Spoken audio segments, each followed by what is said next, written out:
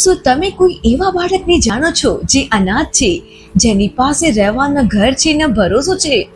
બાળકોનો અનાથ આશ્રમ એટલે લોક કલ્યાણ સેવા સંસ્થા, જે કોઈ પણ ધર્મ, જાતિના, ગરીબ, અનાથ, નિરાધાર, જરૂરિયાતમંદ અને તક વંચિત બાળકો માટે બની છે આશાની એક કિરણ.